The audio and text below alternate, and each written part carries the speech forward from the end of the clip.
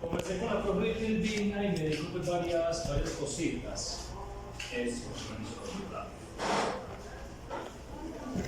¿me han dicho que muy rápido, ¿ah? Chinga pantalón. Tiene. Si voy muy rápido, me ven un poco porque yo quiero hablar de hospital. Y si no puedo explicar, muchachos, volvemos y explicamos. ¿Ustedes quieren que se aplace el parcial una semana? Una mierdota. Me va a cuidar con Emma. Eso me pongo mucho de la no. Ah, sí. No, el de mato es el mayo. Pero ¿sabes con cuál se nos va a juntar el de mato? Con el de química, que ahí ya se Eso juntaron. ya depende de ustedes, muchachos. Usted lo solicita y la gran mayoría del grupo prácticamente todos están de acuerdo, se puede aplazar. Podría estar todo el grupo de acuerdo. Si hay una persona que no esté de acuerdo, Lo cambié. La semana después, para la semana del. a ver, la clase de hoy, la clase de mañana, voy a solicitar a la clase del próximo miércoles, que sería a ¿Cuánto las lo 8 proteís ahí? de hoy. Porque creo que estaba inicialmente pactado para dentro de 8 días. Yo terminaba mañana con ustedes y el miércoles es el parcial. ¿Tienen audífonos? La clase es el miércoles Va a costar, para pero tenis, para hacer un con taller. cable. Ah, con Y ya cable. entonces, La preguntaré a las si 8 días es el miércoles. Terminan conmigo, terminan conmigo. Era el O sea, me va a prestar los parcial, audífonos. terminan con ustedes. ¿Listo? Muchachos, preguntas de lo que hemos visto hasta este momento. Con cable.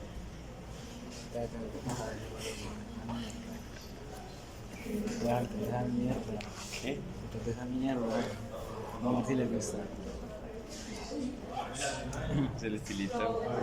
El estilo. Y las bandas. ¿Sabes quién se da el pelito también así? Está yendo el Las culo. partes de Ah, pero ese lo tenía muy pronto. y se las manos. Mira que.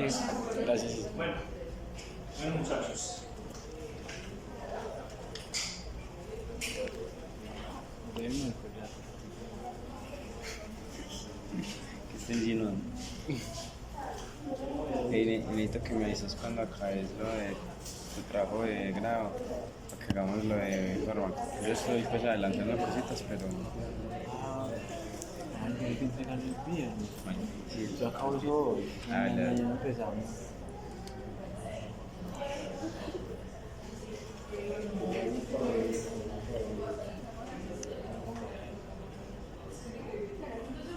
No sé qué planta esa mierda. por eso. Y yo que necesito nota.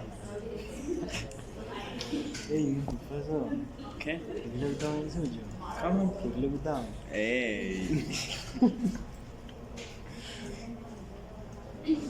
Normal, weón, si uno no estudia, no como ganar. Para ganar hay que estudiar. Si no estudia, pues no gana. Bueno, muchachos, este es el tema que nos compete el día de hoy, es el medicamentos depresores del sistema nervioso central. ¿Listo? Y no es que causen depresión, sino que ellos deprimen las funciones del sistema nervioso central. ¿Cuáles son las funciones del sistema nervioso? Las funciones del sistema nervioso.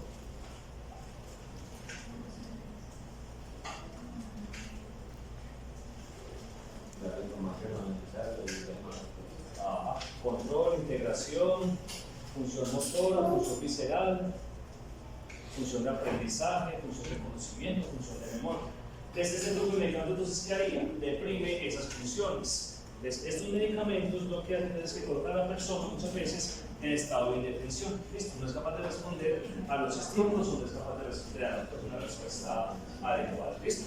Son varios grupos de medicamentos que deprimen el sistema nervioso central. Todos con características diferentes, pero lo que se ve en la clase pasada es que todos tienen una particularidad. ¿Cuál es?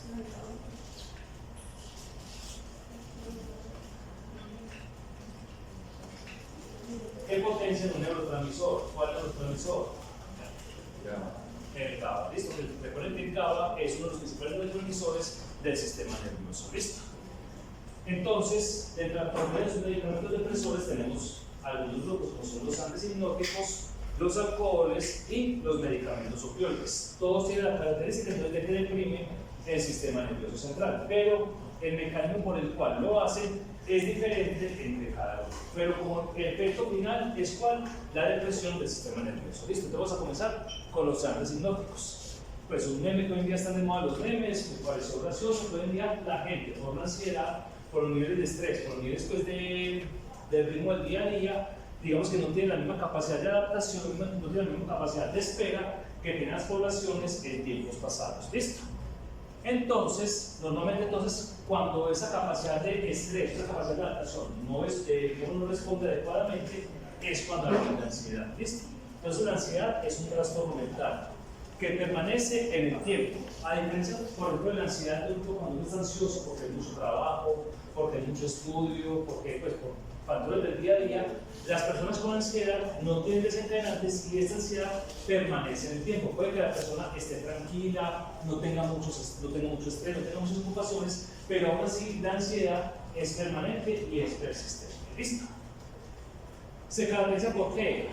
Por intranquilidad, aprehensión, tensión y causas somáticas consecuencias somáticas o viscerales, como son entonces la sudoración, el nerviosismo, el vértigo y el síndrome que es el desmayo.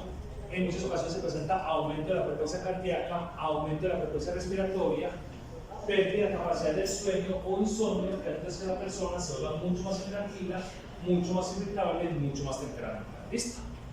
También pueden aparecer manifestaciones digestivas y musculares, como temblores, espasmos musculares, dificultad para darle el cuerpo o aparición de diarrea, sensación de indigestión, llenura, como esa. ¿Listo? Digamos que no tienen desencadenante, pero las personas con ansiedad, ciertas comorbilidades o ciertos factores pueden desencadenar, pueden exacerbar el impulso, como son ¿qué? Ideas persistentes, sonidos que se están repitiendo constantemente, también algunas alteraciones o algunas imágenes que también constantemente digamos, se están expresando, también pueden desencadenar la patología. ¿Listo? O como por ejemplo, quien recuerda el ambiente de las luces estroboscópicas. Las luces estroboscópicas, esas luces que parpadean mucho, que son como destellos, esas luces tienden a causar repeticiones de convulsiones, a veces convulsiones, y en personas de ansiedad pueden desencadenar el trastorno de ansiedad. ¿Listo? Y las cargas, sea laborales, estudiantiles excesivas, pueden también desencadenar el trastorno. ¿Listo? A veces la ansiedad se acompaña del insomnio, o sea, la incapacidad o la dificultad para conciliar el sueño. Entonces, cuando la persona tiene dificultad, ya sea para conciliar el sueño o para permanecer dormido después de que se acuesta, es lo que conocemos como insomnio, que puede ser entonces de dos tipos: insomnio de conciliación o insomnio de mantenimiento. ¿Qué es insomnio de conciliación? La dificultad por no quedarse dormido, que da vueltas y vueltas en la cama antes de poder conciliar el sueño. Personas que se les da a las 2, 3 de la mañana sin poderse dormir. ¿Listo?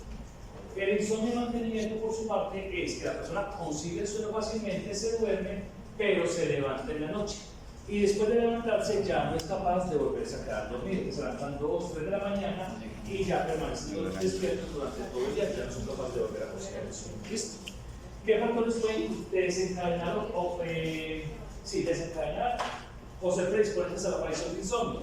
Entonces, cambios en las condiciones habituales de dormida, como son por ejemplo el lugar donde se duerme, la hora habitual de acostarnos, cuando viajamos normalmente alteramos los ciclos del sueño, entonces porque salimos de rumba o comemos más tarde, porque estamos en piscina, muchas cosas. Esos viajes y el ruido también puede alterar los ciclos normales del sueño.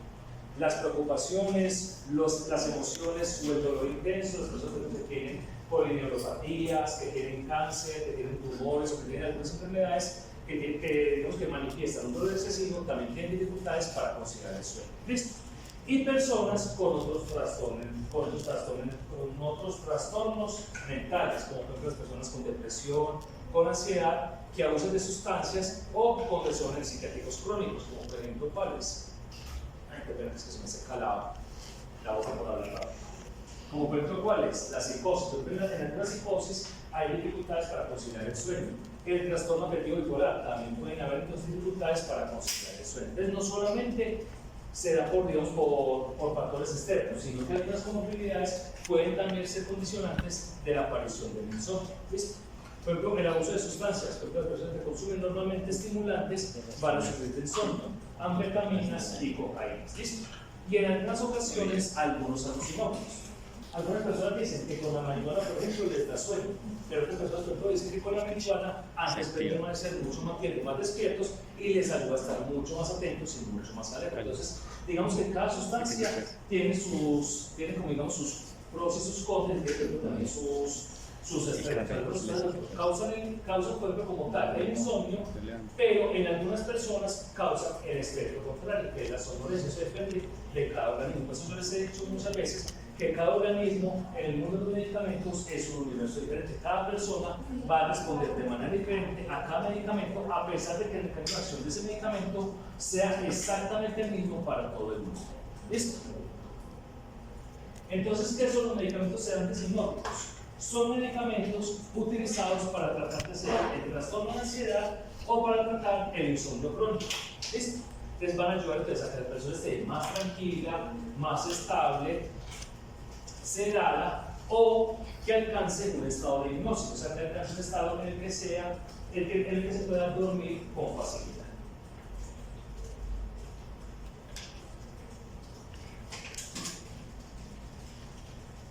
¿Listo?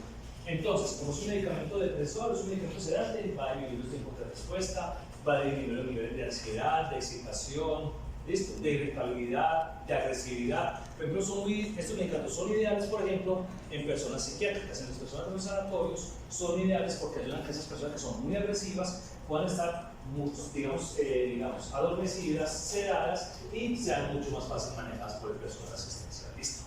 Y el hipnótico es un medicamento que produce un estado de somnolencia en el que se puede despertar con facilidad. A diferencia, por ejemplo, de la anestesia, por ejemplo, profunda, cuando se utilizan, por ejemplo, estos medicamentos hipnóticos, la persona puede regresar al estado de inconsciencia. El medicamento se empieza a eliminar con el tiempo del organismo, se elimina el medicamento, desaparece el efecto sobre los receptores GABA y la persona puede despertar. ¿Listo? No solamente se utilizan como ansiolíticos hipnóticos, es todo el espectro de funciones o de acciones en el que se ha utilizado ese grupo de medicamentos. Tenemos ahí como principales ansiolíticos e hipnóticos, o también se puede utilizar como sedantes amnésicos, anticonvulsivantes, como inducción preanestésica y en caso de supresión medicamentosa, cuando requerimos entonces en ciertos pacientes suprimir el uso de ciertas sustancias, entonces, disminuir los síntomas del síndrome de abstinencia, disminuir entonces esos síntomas de la dependencia, se utilizan este tipo de medicamentos que ayudan también a suprimir ese grupo de sustancias en el que ha generado adicción. ¿Listo? Como preinducción anestésica, que se utiliza muchas veces para relajar el organismo, para relajar el cuerpo, para después entonces utilizar los anestésicos profundos, los anestésicos inhalados como el sevoflurano y el ibuprofeno, pues utilizan este grupo de medicamentos que producen un estado de somnolencia inicial para después inducir la anestesia profunda. ¿Listo? Como anticonvulsivantes, porque digamos que al actuar sobre receptores GABA disminuye la actividad del sistema nervioso. ¿Listo? Y sedantes amnésicos principalmente en procedimientos que generan cierta incomodidad, como son por ejemplo las endoscopias y las colonoscopias, porque van a producir un estado amnésico en el cual la persona no va a poder recordar fácilmente el procedimiento cuando se realiza. O sea, generan un estado de amnesia anterógrada. ¿Qué es eso? Que produce un estado de amnesia o la persona digamos, que pierde el conocimiento, pierde la memoria desde el momento en que se aplica el medicamento. Desde el momento en que se aplica el medicamento, la persona no va a recordar el conocimiento, entonces no va a recordar, digamos, las náuseas o la incomodidad de ese procedimiento. Por eso utilizan como sedantes amnésicos en ese tipo de procedimientos invasivos. ¿Listo? Tenemos dos grupos principales de medicamentos, que son las benzodiazepinas y los barbitúricos. Son los principales grupos de medicamentos utilizados como sedantes hipnóticos. ¿Listo? Hoy en día están, digamos, más deshabituados o más en desuso de la palabra los barbitúricos. ¿Por qué? Porque son medicamentos que tienen una inhibición inespecífica. ¿Qué quiere decir eso? Que ellos inhiben, que verás, yo utilizo a veces muchas expresiones muy manías, muy fuera de lugar, pero bueno. Son medicamentos que están en desuso porque ellos inducen una depresión generalizada, son muy inespecíficos. ¿Qué quiere decir eso? Entonces ellos deprimen todo en el organismo, no solamente el sistema nervioso central, sino que también deprimen muchas funciones vitales, como la respiración y el funcionamiento cardíaco. ¿Listo? Sobre todo cuando se utilizan en altas dosis. Entonces, por eso son medicamentos en desuso, porque por ejemplo muchos pacientes tienen intentos suicidas con este grupo de medicamentos, con los barbitúricos. Normalmente se utilizan en qué situaciones? En situaciones hospitalarias, bajo sedación, bajo vigilancia de los médicos y las enfermeras, y se utilizan principalmente por vía intravenosa, justamente por ese riesgo de intoxicación o de uso indebido en estos pacientes psiquiátricos. ¿Listo? ¿Cómo reconocemos los barbitúricos? Porque todos terminan en barbital. Hay una excepción, el tiopental, pero la gran mayoría terminan en barbital. ¿Listo? Entre ellos es más importante el fenobarbital. Tienen vidas medias, más o menos entre cortas a medias. ¿Listo? Tienen metabolismo hepático, tienen eliminación principalmente hepática y eliminación renal, los de larga acción, los de larga duración. ¿Listo? Tienen una particularidad, que son inductores enzimáticos. ¿Quién de pronto sabe bajarle un poquito el zoom al video mío? Intenté bajárselo, pero no fui capaz. No es un dime. No es un dime.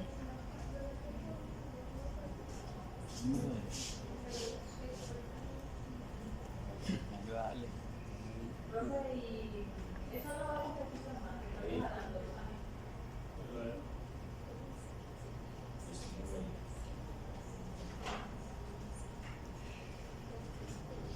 ¿Listo? Entonces lo que les decía, son depresores no selectivos del sistema nervioso central. Además de que actúan sobre los receptores GABA, también pueden desestabilizar un poquito las membranas y pueden bloquear también los receptores del glutamato. Ustedes saben que el glutamato es el neurotransmisor excitatorio más importante del sistema nervioso. Entonces, al interactuar el bloqueo de los receptores del glutamato, el efecto depresor es mucho más marcado comparado con las benzodiazepinas, que tiene un efecto mucho más específico sobre los receptores GABA, sin actuar o sin impactar significativamente los receptores del glutamato. ¿Listo? Sobre inductores enzimáticos, ¿por qué es importante eso para ustedes?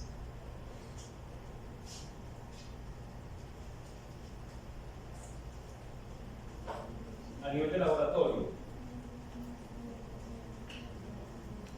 ¿qué se espera con una sustancia inductora enzimática? ¿Vale? ¿Aumenta qué? ¿Las enzimas o qué? Sí, las enzimas, pero ¿qué hace con las enzimas? ¿Aumenta la qué? No. Las enzimas, ¿qué es lo que hacen? Catalizan reacciones. Listo. Entonces, un medicamento inductor enzimático, ¿qué hace?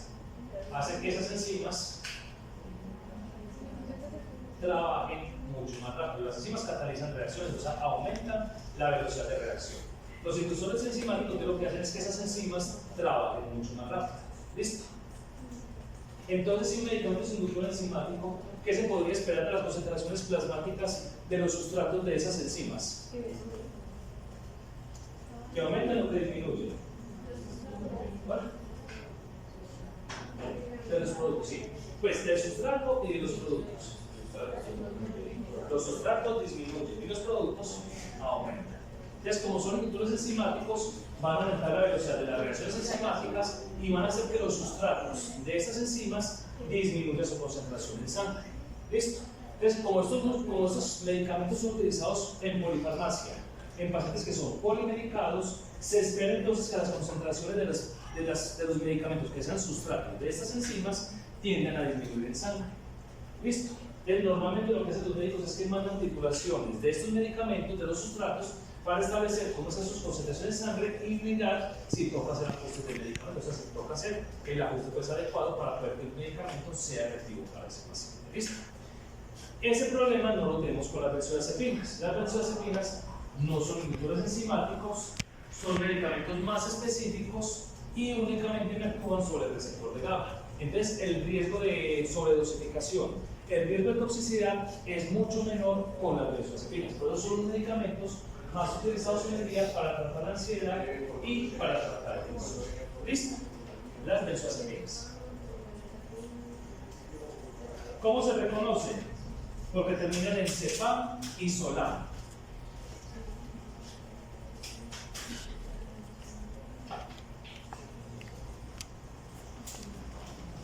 Diazepam, alprazolam, bromazepam, diazepam, midazolam, bortezepam. Entonces, miren que todas terminan en cepam y solam. ¿Listo?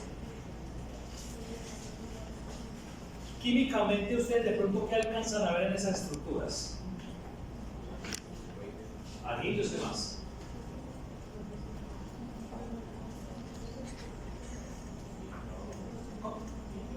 Hidrógenos, ¿qué más?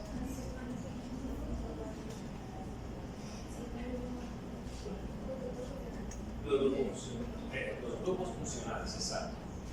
De por sí, los anillos y estos grupos funcionales, que son muchas veces ramificaciones, le dan a estas moléculas alta lipofilicidad. Es por eso son moléculas que pueden atravesar fácilmente la barrera hematoencefálica y llegar al sistema nervioso central.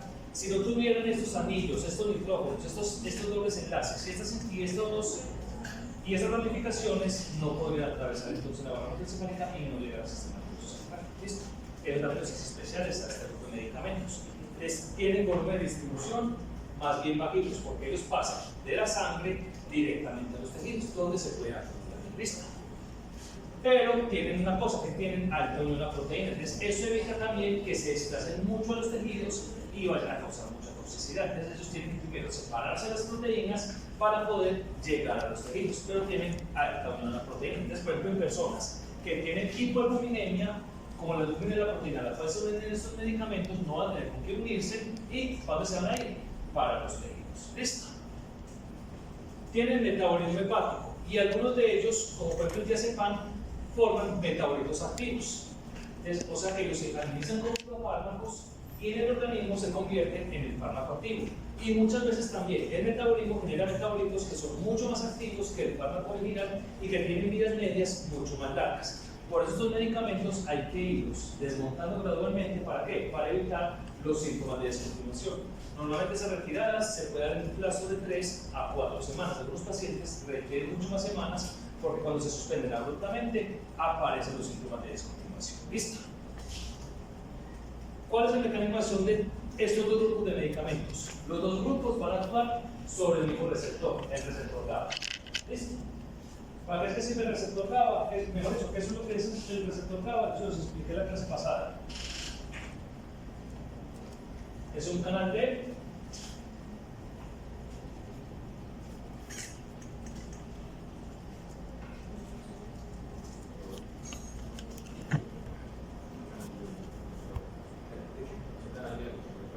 iónico de cloro, exacto. ¿Y para dónde coge el cloro? ¿Dónde? Para el interior de la célula. ¿Y qué es lo que pasa cuando el cloro coge para adentro? ¿Se genera qué? Hiperpolarización. Entonces miren muchachos, que todo está relacionado con el funcionamiento de la neurona. ¿Listo? Entonces, como este receptor GABA es un canal de cloro, cuando se abre ese canal, cuando el GABA interactúa con este receptor, se genera un cambio conformacional que abre el canal. Al abrir el canal, el cloro, como está en mayor concentración fuera de la célula, por gradiente de concentración y gradiente electroquímico, va a ingresar dentro de la neurona. Al ingresar, va a generar ¿qué? Una disminución del potencial de membrana. Y al caer el potencial de membrana, se va a generar ¿qué? Hiperpolarización. Y yo les dije que ¿qué pasa cuando se genera hiperpolarización?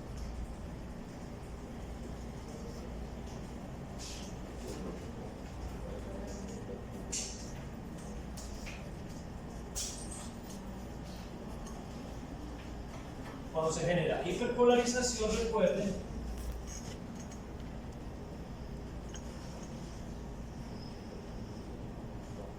que cuando se genera hiperpolarización, la neurona está por debajo, del potencial en reposo.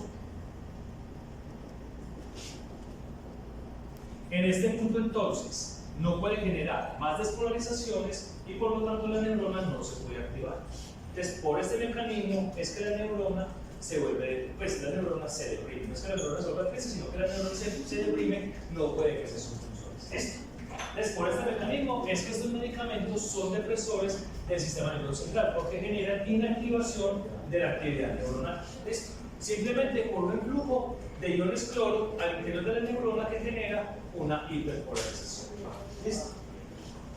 Ese es el mecanismo general para los dos grupos de medicamentos. Ambos grupos de medicamentos actúan sobre el mismo receptor, sobre el receptor GABA, que es un canal de cloro. ¿Listo? El GABA tiene dos tipos de receptores, GABA A y GABA B. Pero el GABA B es un canal iónico acoplado o anclado al potasio, mientras que el GABA A es un receptor para cloro. ¿Listo? Estos medicamentos actúan sobre el receptor GABA A. Actúan sobre los mismos sitios, entre el límite entre la subunidad alfa y la subunidad gamma, que es el sitio para las benzodiazepinas, sulfidil, y los barbitúricos actúan a nivel del interior de la membrana, ¿listo? Sobre la subunidad alfa, entre las unidades alfa y las unidades beta. ¿Listo? Pero los dos actúan. ¿Qué es lo que hacen los dos? Potencian la actividad del GABA sobre el receptor. Mejor dicho, ellos solitos no pueden activar el receptor. Necesitan que el GABA esté presente para que ese receptor se pueda activar. Y lo que hacen es potencializar la actividad del GABA sobre ese receptor. Otra vez. Quiero ver como una sopa de letras. Entonces, ambos se unen sobre el receptor GABA y potencian la actividad del neurotransmisor GABA sobre ese receptor. ¿Listo? Ellos por sí solitos a las concentraciones normales no pueden activar el receptor. Entonces se une el GABA, se abre el canal de cloro, pero se unen los medicamentos y la actividad del GABA aumenta. ¿Listo? Hay cuenta que como que es una manguera que le bloquea un poquito el paso y lanza el agua mucho más lejos. En este caso los medicamentos lo que hacen es eso, aumentar la actividad de ese canal. ¿Listo? Entonces ya vimos que los benzodiazepinas y los barbitúricos se diferencian en varias cosas. Primero, la selectividad. Segundo, la actividad. Los barbitúricos son mucho más activos que las benzodiazepinas, que tienen una depresión mucho mayor. ¿Listo? Tercero, las benzodiazepinas lo que hacen es que incrementan la conductancia de este conducto, de este canal, pero las benzodiazepinas aumentan la conductancia de este canal y aumentan la frecuencia de apertura del canal. El canal constantemente está pasando de estado abierto a cerrado, abierto a cerrado. ¿Listo? Entonces, las benzodiazepinas lo que hacen es que aumenten la conductancia, es decir, que más iones de cloro pasen por ese canal por unidad de tiempo. Eso es la conductancia. La cantidad de iones que pasan por un canal por unidad de tiempo. Entonces, hace que más iones pasen por ese canal. Y aumenta la frecuencia de apertura, también por unidad de tiempo. Entonces, hace que ese canal se abra muchas más veces en el tiempo. ¿Listo? Eso es lo que hacen las benzodiazepinas. Los barbitúricos aumentan la duración de apertura del canal. Entonces, permiten que el canal permanezca abierto por mucho más tiempo. ¿Listo? Entonces, esa es otra cosa en la cual se diferencian las benzodiazepinas y los barbitúricos. Muchachos, pregunta. Si toca volver a repetir, volvemos a repetir, no hay ningún problema.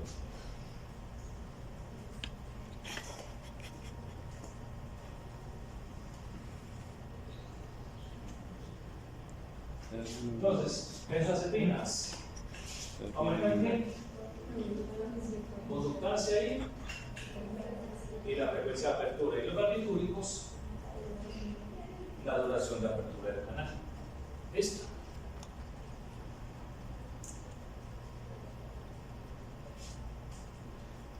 Otra diferencia entre las benzodiazepinas y los barbitúricos, yo les había comentado, les había dicho ya, que las benzodiazepinas y los barbitúricos tienen el GABA presente para poder que ese canal se pueda abrir. ¿Listo? Potencializan el GABA para la apertura del canal. Pero los barbitúricos a altas concentraciones, y por eso es que son tan específicos y por eso son tan potentes, a altas concentraciones actúan como si fueran el GABA. O sea, ellos por sí solitos a altas concentraciones abren el canal sin necesidad de que el GABA esté presente. ¿Listo? Entonces por eso decimos que las benzodiazepinas y los barbitúricos a concentraciones terapéuticas o normales son GABAérgicos. ¿Listo?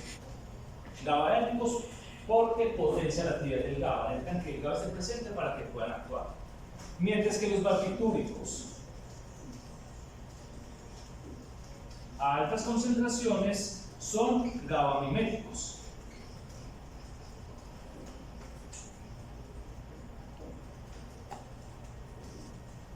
¿Por qué GABA-miméticos? Porque simulan la actividad del GABA sobre el canal de GABA. Recuerden que yo les había dicho que cuando una cosa es lítica, es que bloquea, mimética es que simula. Entonces, en este caso, los barbitúricos simulan la actividad del GABA sobre el canal, abriendo el canal sin necesidad de que el GABA esté presente. ¿Listo?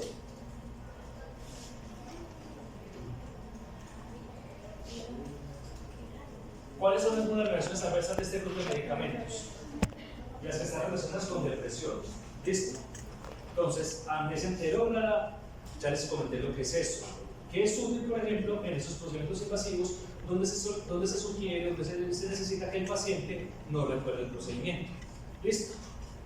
Como esa inhibición de la actividad del sistema nervioso, después puede haber desinhibición, euforia, alteraciones del juicio y pérdida de autocontrol, porque hay inhibición de la producción de algunos neurotransmisores que son controladores y se puede potencializar la actividad de otros neurotransmisores, como por ejemplo quiere la noradrenalina, que es el neurotransmisor excitatorio sobre determinados receptores. ¿Listo? Alteraciones motoras, incoordinación, ansiedad y irritabilidad. Normalmente las personas que toman benzodiazepinas, el sueño se vuelve mucho más cortico, se despiertan mucho más rápido, se pueden despertar inclusive mucho más rápido y eso las hace que amanezcan mucho más irritables, mucho más ansiosos. Entonces, digamos que es algo contraproducente. Entonces, por eso los pacientes hay que hacer titulación de dosis para encontrar la dosis efectiva para los pacientes. Comenzar con la dosis más bajita e ir subiendo las dosis gradualmente hasta que se encuentre la dosis en la cual el paciente, digamos que logra un buen sueño. ¿Listo? Síndrome de supresión, pues hay que ir suspendiendo sus medicamentos gradualmente para evitar justamente que aparezca el síndrome de retirada. ¿Listo? Normalmente con medicamentos que deprimen el sistema nervioso central se puede potencializar la depresión del sistema nervioso. Entonces, con el calor principalmente y con los opioides se puede potencializar la depresión del sistema nervioso. Entonces, se puede llegar a un paro cardiorrespiratorio, a un coma, inclusive se puede llegar a la muerte. Normalmente hay que utilizarlos en un plazo de 4 a 8 semanas, no se deben utilizar más, porque por encima de las 8 semanas se puede generar primero tolerancia y después dependencia. ¿Qué es tolerancia, muchachos? En muchas de esas sustancias que vamos a ver el día de hoy de los depresores y en algunos estimulantes se presenta el mecanismo de tolerancia. ¿Qué es eso? Ella me preguntó, la dosis que tiene no le hace nada al cuerpo. Entonces el cuerpo genera un mecanismo en el cual la dosis terapéutica ya no genera el mismo efecto en el organismo. Entonces, ¿qué toca? Toca a veces incrementar la dosis para lograr el mismo efecto. ¿Listo? Y ya la dependencia es cuando la persona, digamos, necesita el medicamento para sentirse bien, para no experimentar los síntomas de la retirada. Entonces, la intranquilidad, el nerviosismo, la ansiedad, la irritabilidad, la intranquilidad, el insomnio o el sueño, las alteraciones de la alimentación, la taquicardia, el temblor, la sudoración, los mareos, todos esos son manifestaciones del síndrome de retirada o del síndrome de abstinencia. ¿Listo? Que se presenta entonces por esa retirada brusca o cuando se da un consumo crónico de medicamentos. ¿Listo? Normalmente los barbitúricos aumentan la síntesis de porfiria, entonces en pacientes con porfiria se puede presentar crisis porfirínica, es aumento de los niveles de porfirinas en sangre. ¿Listo? Se puede presentar también acidosis por hipoxia. Como hay depresión del nervio motor, se genera hipoxia, esa hipoxia va a generar ¿qué? Traspaso entonces del metabolismo a un metabolismo anaerobio, y ese metabolismo anaerobio, recuerden que por bioquímica se va a generar ¿qué? Ácido láctico, y ese ácido láctico va a generar ¿qué? Lacticidemia y disminución del pH y aumento del ácido en la sangre. ¿Listo? Son medicamentos categoría D en el embarazo, no se deberían utilizar a menos que esté estrictamente necesario. Son carcinogénicos, son mutagénicos, son teratogénicos, entonces no se deberían utilizar en el embarazo. Y pueden atravesar y pueden pasar a la leche materna, generando en los niños depresión respiratoria, lo que podría matar entonces a esos niños. Son medicamentos de bastante cuidado. ¿Listo? Y los compuestos, preguntan con los barbitúricos, benzodiazepinas barbitúricos. Y los compuestos Z son simplemente muchachos utilizados para conciliar el sueño. Son utilizados principalmente como hipnóticos, como hipnóticos más que como ansiolíticos. O sea, estos medicamentos los utilizan para manejar la ansiedad. Se utiliza más que todo como hipnóticos, porque sus tiempos de vida media, comparados con las benzodiazepinas y con los barbitúricos, son mucho más cortos. ¿Listo? Entonces, digamos que se desaparecen del organismo mucho más rápido y el efecto es mucho más reducido en la noche. ¿Listo? También actúan sobre el receptor de GABA, al mismo sitio de las benzodiazepinas, que generan exactamente el mismo efecto, pero la duración de la acción es mucho menor. ¿Listo? No generan síndrome de retirada, no generan síndrome de abstinencia, entonces digamos que son medicamentos mucho más tolerables y mucho más seguros. ¿Listo? Pero eso no significa que no tengan reacciones adversas.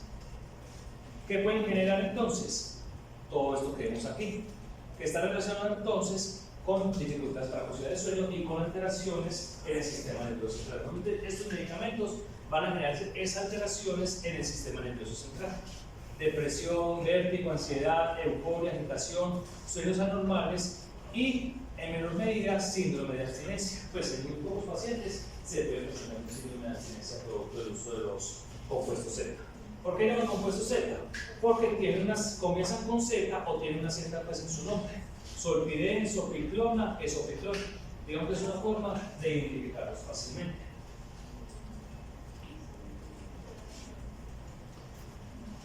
¿Listo? Muchachos, consejos para conciliar el sueño. Ustedes como profesionales del área de la salud de los pacientes, entonces acostarse a la misma hora, evitar comidas o clases en la noche, evitar la cafeína y las bebidas oscuras después de las 6 de la tarde, tener un buen colchón, una buena almohada, no ver pantallas después de las 7, 8 de la noche idealmente, máximo 9, máximo una hora antes de dormir. ¿Quién sabe por qué? Hay una razón fisiológica. ¿Qué luz? ¿Qué luz emiten? Azul. ¿Y qué hace esa luz azul? Ajá, ¿por qué? Va bien. ¿Cómo? Aquí aumenta el nivel de cortisol, porque los bastones y los conos se estimulan por esa luz azul y hacen que el nervio óptimo estimule la producción de cortisol. A su vez, al aumentar el nivel de cortisol, se evita la síntesis de melatonina, que es la hormona del sueño. Entonces, la serotonina no puede formar melatonina, y si no se forma melatonina, no se establecen los ciclos circadianos y no podemos dormir. ¿Listo? Después se recomienda que las pantallas y estas luces también no se utilicen hasta menos una hora antes de dormir. ¿Listo? ¿Cuánto es lo mínimo que debe dormir una persona? Depende. ¿Vale?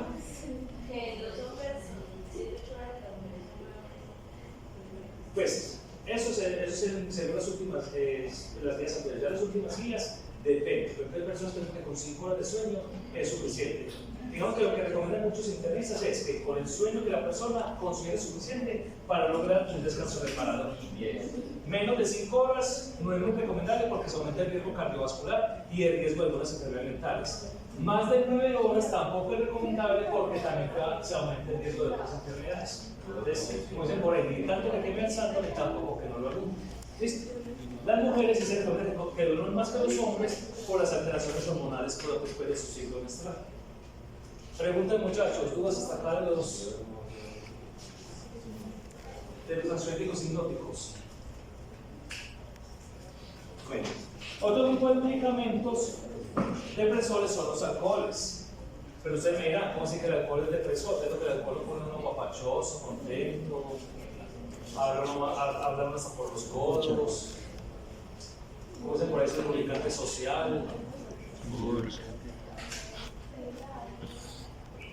El alcohol inicialmente tiene un efecto, como digamos, eufórico al principio, pero finalmente el alcohol es un depresor del sistema nervioso central por varios mecanismos: desestabilizador de las membranas, activación de los receptores de GABA e inactivación de los receptores de glutamato. Ya vamos a ver eso por más detalles. ¿Listo? Los alcoholes normalmente se generan entonces de la fermentación de los carbohidratos. Son compuestos químicos, son hidrocarburos que en su estructura lo que los diferencia es que tienen esa terminación, la terminación OH. ¿Listo? Entonces todo lo que tenga en su estructura OH es un alcohol. ¿Listo? Entonces ahí tenemos el polietilenglicol, los glicoles, el metanol, el etanol, el propanol, el butanol, el alcohol industrial, todos son alcoholes. ¿Listo? Pero, entre comillas, muchachos, el único alcohol que es potable, vos les digo entre comillas, es el etanol. ¿Listo?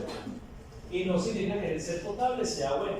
Ustedes saben los riesgos que tiene el alcohol y que tiene el alcoholismo. ¿Listo?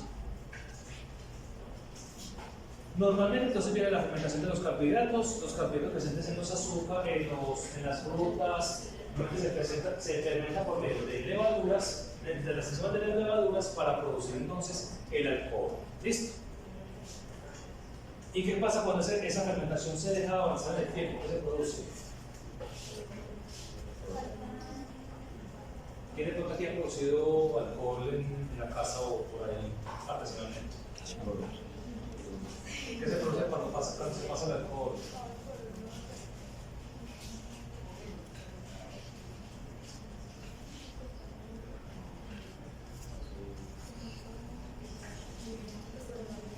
¿Alguien sabe?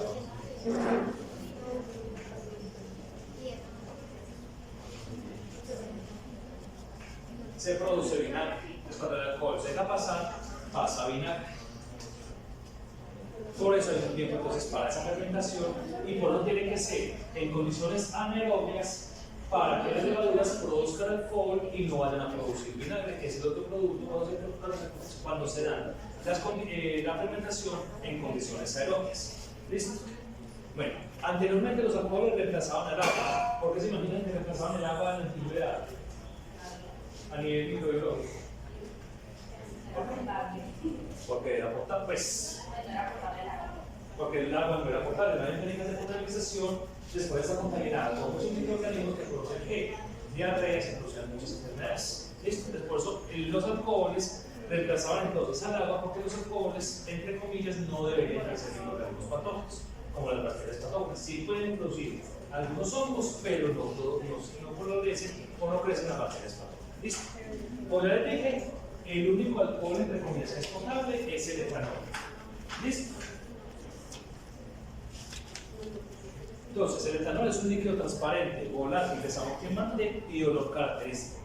Normalmente los alcoholes no tienen olor, no tienen sabor. Les adicionan algunas sustancias que le dan sabor al ron, al aguardiente, al vodka, al tequila, pero normalmente el alcohol no tiene sabor. ¿Por qué? Porque al ingresar queman las papilas gustativas y evita entonces la sensación de sabor. ¿Listo? Se utiliza en muchas industrias. Licores, perfumería, cosméticos, alimentos, en industria farmacéutica, hay muchos medicamentos a base de alcohol, en la industria química, la petroquímica, tíneres, solventes, ¿cierto? Se utiliza pues, en muchas industrias. ¿Listo? Normalmente tiene una absorción completa. Muchachos, todo el alcohol que se consume en una noche, todo se va a absorber. No hay una forma milagrosa para eliminarlo, para evitar que se absorba, todo se absorbe. Lo que varía es la velocidad de absorción. En presencia de alimentos, la velocidad de absorción del alcohol disminuye, porque se hace mucho más lento el peristaltismo y así disminuye también la tasa de absorción del alcohol. Después es que se recomienda que uno coma antes de ingerir bebidas alcohólicas para que no se lo cojamos tan rápido el aguardiente o lo que se nos toma. ¿Listo? Atraviesa la barrera hematoencefálica. Desde la barrera hematoencefálica bajan entonces las alteraciones en el sistema nervioso central. ¿Listo? Tiene metabolismo hepático, principalmente por reacciones de oxidación. Y esas reacciones son las que van a generar el metabolito que está involucrado en la aparición del guayabo. Entonces, el alcohol tiene el efecto depresor, pero el guayabo al otro día es generado por los metabolitos del etanol. No por el etanol, sino por los metabolitos. Entonces, es un depresor del sistema nervioso.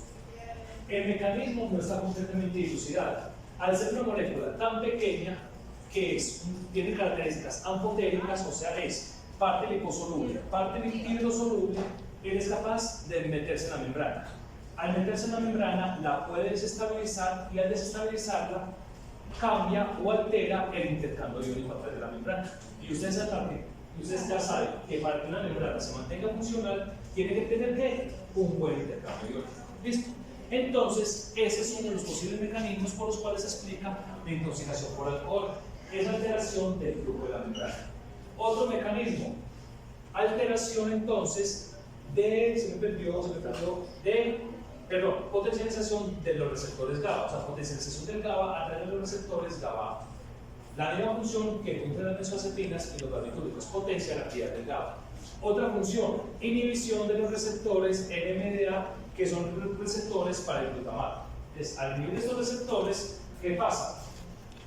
Se evita la actividad del glutamato y estos receptores están asociados con la capacidad de adquirir memoria y con la capacidad de aprendizaje.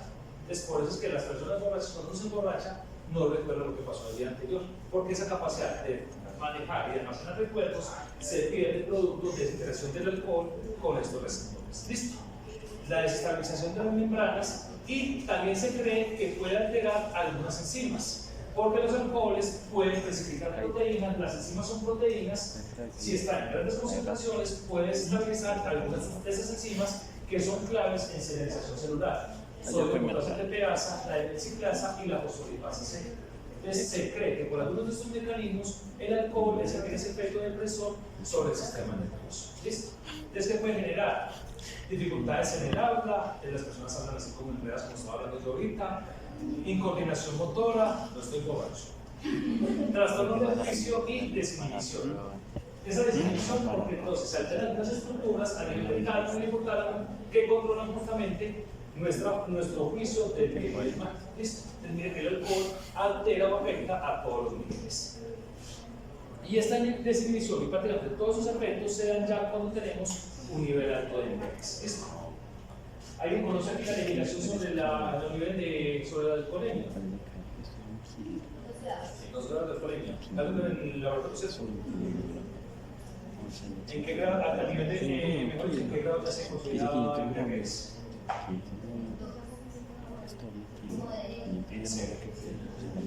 Ya desde el nivel 0 ya se considera que la persona está embriagada. Listo, entonces mucho cuidado. Y por ese ejemplo les muestro que una sola cerveza con la nueva legislación ya genera grados de alcoholemia. Una sola cerveza.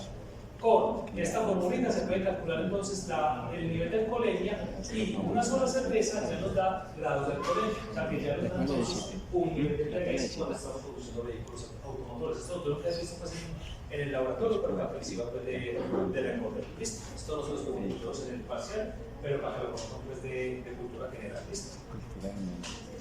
Y ustedes ya saben entonces que hoy en día, con todo lo que ha ocurrido, las multas por embriaguez se están poniendo mucho más duras. Y muchachos, no lo hagan solamente por las multas, háganlo por responsabilidad social y háganlo por el grado de conciencia que nos queda después de un accidente producto del embriaguez. Hola. ¿Ya cambió otra vez? La última está en 1440. Salarios mínimos, o sea que la actualizaron hace poquito. Esa de la actualización sería este año, creo que fue, porque hasta el año pasado estaban en estos valores de texto que actualizaron. ¿Listo? Y como les venía diciendo entonces, el etanol tiene ese efecto de efecto del sistema nervioso. ¿Listo? Pero realmente, lo que me genera entonces, digamos, el guayabo del día siguiente son los metabolitos que se producen de ese etanol.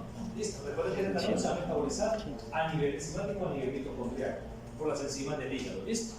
2 enzimas importantes, la alcohol deshidrogenasa y el sistema mitocondrial del hígado. ¿Listo? Entonces esas enzimas van a formar ¿qué? Acetaldehído. Ese acetaldehído, por medio después de la deshidrogenasa, se va a descomponer para formar ácido acético o ionacetato. ¿Listo? El acetaldehído es una sustancia tóxica para el organismo, que lo que genera entonces el dolor de cabeza, esa sensación de guayabo, ¿cierto? Esa sensación como de náusea, de pesadez, de malestar. Pero entonces el cuerpo es inteligente y ese aldehído de deshidrogenasa en presencia de estos cofactores puede degradar ese acetaldehído para formar el ionacetato o ácido acético. ¿Listo? Y esa es la forma por la cual el organismo se desintoxica. Este acetato, cuando la persona consume alcohol en exceso, se puede también acumular y provocar acidosis metabólica. ¿Listo? Las personas que consumen alcohol en exceso o que sufren intoxicación por alcohol pueden llegar a una acidosis metabólica que puede resultar ser fatal. ¿Listo? Entonces, ¿cuáles son las reacciones de esa persona del etanol? Efecto antabuses, principalmente con algunos medicamentos que tienen glucosaminos. ¿Listo? Metropinsulfa, metronidazol, sulfiram. Porque se pone junto estos dos en presencia de la dióxido que va a tener entonces eso es como decirlo en el nombre, hace que la persona lo hace como sacudido con un brote muy rojo que le ata, que le pica y que le duele el organismo. ¿Listo? Se puede comportar también estrés oxidativo, depresión de glutatión, justamente porque se están agotando todas esas reservas de sustancias que bajan esos radicales libres que se están formando del metabolismo del etanol. ¿Listo? Hiperlacticidemia, por lo que ya les comenté entonces que se puede formar entonces ácido láctico, ácido acético. Como hay una depresión del nivel de glutatión, se disminuye entonces el metabolismo de la glucosa, porque la glucosa sube el metabolismo cuando bajan las reservas de esos cofactores. Pero si esas reservas de cofactores disminuyen, se detiene el metabolismo de la glucosa y nos vamos por un metabolismo anaeróbico. Entonces, eso hace que aumenten los niveles de ácido láctico y se genera entonces hiperlacticidemia. Se puede también entonces dar la aparición de hiperglicemia, hipoglicemia, disminución de la síntesis de proteínas y aumento en la síntesis de los líquidos. ¿Listo? Después que las personas alcohólicas sufren de hipoglicemias, son desnutridas, pero sufren de hígado graso porque todo ese exceso de azúcar del alcoholismo se les va a convertir en ¿qué? Se les va a convertir en grasas. ¿Listo? Y ya a nivel social, desinhibición de las agresiones que se acompaña de violencia, drogadicción, accidentes y violaciones y todo lo que acompaña el consumo de alcohol. ¿Listo? China. Ya el día de mañana te vamos a terminar El gin es de entonces China. Ah, el gin es con el japonés. metanol, que es el otro alcohol. Es Vamos a ver una por qué es moneda importante de el China. metanol a nivel de laboratorio, a nivel de toxicología. Y vamos a ver los otros medicamentos que son los opioides, los opioides que son el grupo de medicamentos que son depresores No, como que ayudan. Listo, muchachos, preguntas, dudas. China. Ahora antes con la prueba y termina para que quede de hoy en 15 días más, para que todos los entonces tengamos la última clase del sistema nervioso y a los 8 días sea el parcial. Sí, huevo. Pero entonces el jueves de mañana en 8 tendrán clase con la prueba y termina de 1 a 10.